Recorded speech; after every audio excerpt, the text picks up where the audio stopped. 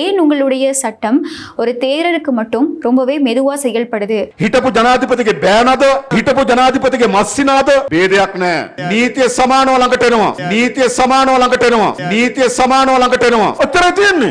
ஜனாதிபதி அனுரகுமார் திசாநாயக் அவர்கள் சொல்லக்கூடிய மாதிரியே எங்களுடைய நாட்டுல சட்டம் எல்லாருக்கும் சமமா இருந்தா எதுக்கு பிக்குகளுக்கு அப்படின்னு சொல்லி தனியா ஒரு நீதிமன்றம்? නැවත ධර්ම අධිකරණය සඳහා තමගේ හාමුදුරන් වහන්සේලාගේ විනය ක්‍රියාමාර්ග ගැනීම සඳහා තිබෙන බලය ලබා දෙන්න කියලා. ஒரு நாட்டுல சாதாரண ஒரு குடிமகன் போதைப் பொருள் வச்சிருந்தா ஒரு சட்டம், அதுவே ஒரு பிக்கு போதைப் பொருள் வச்சிருந்தா அவங்களுக்குன்னு தனி சட்டமா? மிக முக்கியமான தேரர்கள் மூலமா சிறுமிகளுக்கு பெண்களுக்கு பாதுகாப்பு இல்லாம போகுதா இருந்தா இனி தனி நீதிமன்றம் கொண்டு வந்து மட்டும் என்ன நடக்க போகுது? ஸ்ரீ காளிமாதா ஜோதிடம் உலக புகழ்பெற்ற ஜோதிடர் பண்டித் மகாராஜா. காதல், கல்யாணம், உத்தியோகம், வியாபாரம், கல்வி, குழந்தை பாக்கியம் மற்றும் மந்திர சூனிய பிரச்சனைகளுக்கு நிரந்தர தீர்வு.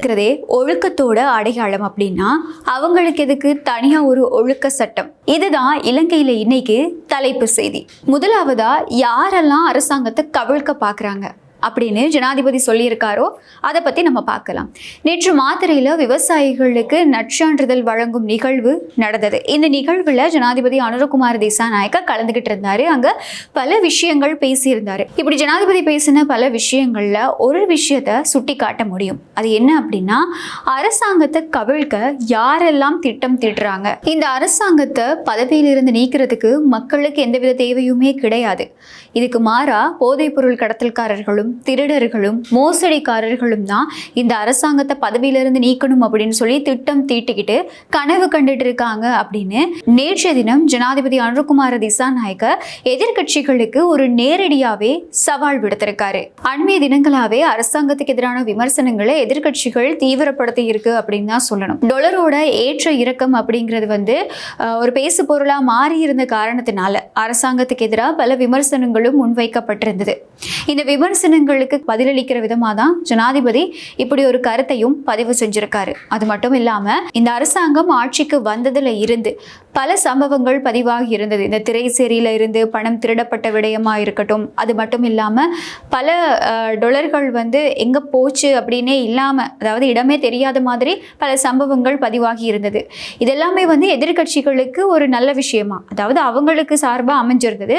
அவங்க பல இடங்கள்ல மக்கள் சந்திப்புகளை நடத்துறதும் மறுபடியும் அரசாங்கத்தை எதிர்த்து பல விமர்சனங்களை நடத்துறதும் அப்படின்னு அண்மைய தினங்களா பல விஷயங்கள் பல சம்பவங்கள் இலங்கையோட அரசியல் சூழல் முழுவதுமா மாறி இருந்தது அப்படின்னு தான் சொல்லணும். இப்படியான பின்னணியில தான் ஜனாதிபதி நேற்றைய தினம் இப்படி ஒரு கருத்தையும் முன் வச்சிருக்காரு. பல தசாப்தங்கள் ஆனாலும் கூட இப்போ இருக்கக்கூடிய அரசாங்கத்தை கவிழ்க்க முடியாது அப்படின்னு ஜனாதிபதி உறுதியா சொன்னதை நேற்று பார்க்கக்கூடியதா இருந்தது. இதுக்கு அடுத்ததாதான் நாட்டில் இன்னைக்கு மிகப்பெரிய பேசு பொருளா மாறி இருக்கக்கூடிய விஷயம், சர்ச்சைக்குரிய ஒரு விஷயம் அப்படின்னு சொல்லலாம். சொன்னா கூட அது தப்பு கிடையாது. அப்படியான ஒரு கருத்தை நேற்றைய தினம் ஜனாதிபதி சொல்லி இருந்தாரு. இது என்ன அப்படின்னா, பிக்குகளுக்குன்னு சொல்லி ஒரு தனி நீதிமன்றம் அமைக்கப்படும் அப்படிங்கிற கருத்து. නැවත ධර්ම අධිකරණය සඳහා තමගේ හාමුදුරන් වහන්සේලාගේ විනය ක්‍රියාමාර්ග ගැනීම සඳහා තිබෙන බලය ලබා දෙන්න කියලා. அதாவது பிக்குகளோட ஒழுக்கம் தொடர்பாக பரிசீலிக்கிறதுக்காக புதுசா ஒரு சட்டம் கொண்டு வரப்படும், அது வெகு விரைவில் நடக்கும் அப்படிங்கிற இந்த கருத்து தான் இன்னைக்கு நாள்ல ஒரு மிகப்பெரிய பேசு பொருளாகவும் சர்ச்சைக்குரிய ஒரு விஷயமாகவும் இலங்கைக்குள்ள பேசப்பட்டு வருது. அதாவது இப்போ ஒரு பிக்கு தவறு செஞ்சுட்டாரு அப்படின்னா அந்த பிக்குவுக்கு எதிராக மத ரீதியான ஒழுங்கு நடவடிக்கைகள் எடுக்கப்படும்.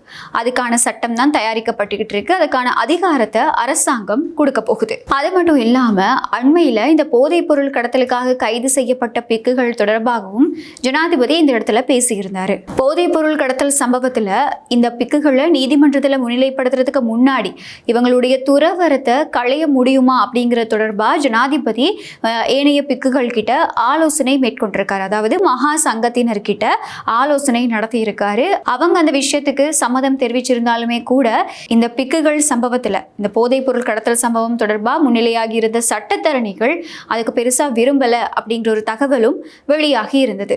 பௌத்தம் அப்படிங்கிறது பிக்குகளுக்கோ அப்படி இல்லைன்னா ஒரு தலைமுறைக்கோ மட்டும் உரித்தது கிடையாது. இது ஒரு மனித குலத்திற்கே உரித்தது அப்படின்னு சொல்லி ஜனாதிபதி உருக்கமான ஒரு கருத்தையும் நேற்று தெரிவிச்சிருந்தாரு. இப்போ அண்மையில நடந்துகிட்டு இருக்கக்கூடிய சம்பவங்களோட ஒப்பிட்டு பார்க்கும்போது ஜனாதிபதியோட இந்த கருத்தை கொஞ்சம் சுட்டி காட்டினா நல்லா இருக்கும் அப்படிங்கிறதுக்காக தான் இந்த கருத்து இப்போ சமூக வலைதளங்கள்லையும் ஒரு மிகப்பெரிய மிகப்பெரிய பேசு பொருளா மாறி இருக்கு. எல்லாருக்குமே தெரியும், அண்மையில இந்த பிக்குகள் தொடர்பா, தேரர்கள் தொடர்பா ஒரு மிகப்பெரிய சம்பவம் பேசு பொருளா மாறிக்கிட்டு இருக்கு. எங்களுடைய ஊடகத்திலையும் அடிக்கடி பல நிகழ்ச்சிகள்ல இது உங்களுக்கு தெரியப்படுத்திக்கிட்டே இருக்கும். இந்த சம்பவம் தொடர்பா இப்போ நாட்டுல கொஞ்சம் அதிகமாவே விமர்சனங்கள் எழுந்துகிட்டு இருக்கு அப்படின்னு தான் சொல்லணும். அது என்ன சம்பவம் அப்படின்னா, பல்லேகம ஹேமரத்ன தேரர்.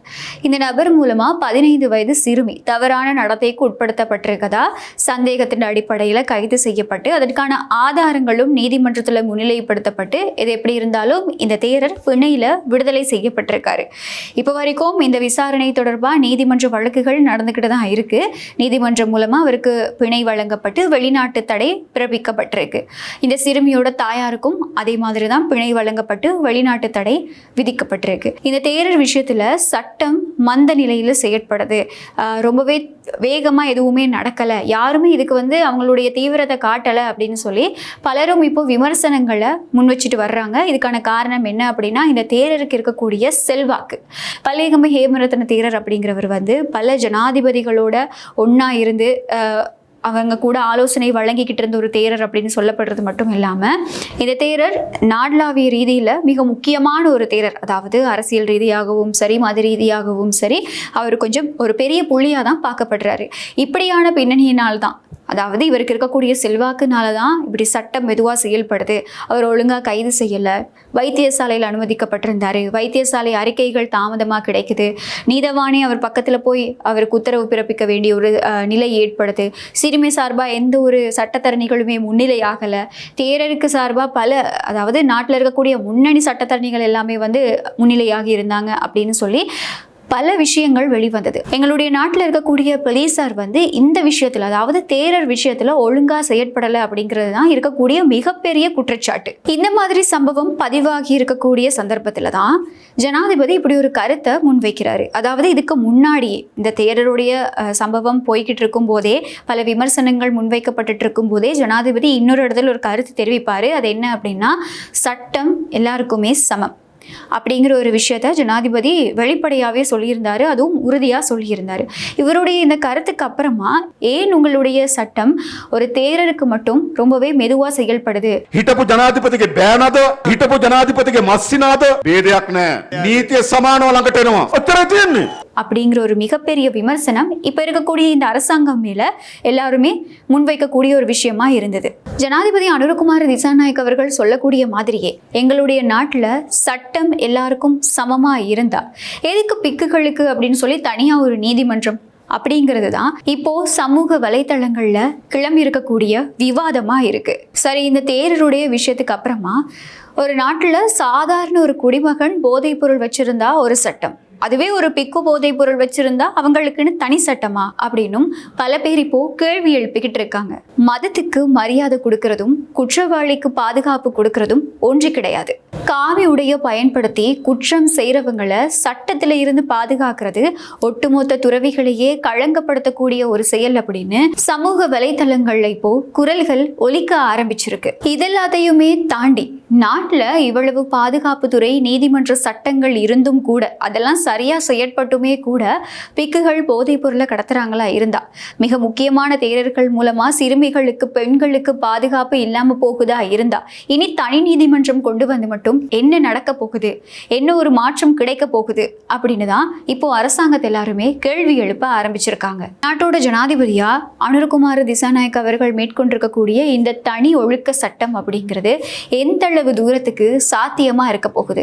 இது மூலமா குற்றவாளிகள் தண்டிக்கப்படுவாங்களா, அப்படி இல்லைன்னா குற்றவாளிகளுக்கு இது இன்னொரு பாதுகாப்பா மாறப்போகுதா அப்படிங்கிறது தொடர்பா உங்களோட கருத்துக்களை கமெண்ட்ல சொல்லுங்க. மறுபடியும் இன்னொரு வீடியோல சந்திக்கலாம். ஸ்ரீ காளிமாதா ஜோதிடம் உலக புகழ்பெற்ற ஜோதிடர் பண்டித் மகாராஜா. காதல், கல்யாணம், உத்தியோகம், வியாபாரம், கல்வி, குழந்தை பாக்கியம் மற்றும் மந்திர சூனிய பிரச்சனைகளுக்கு நிரந்தர தீர்வு.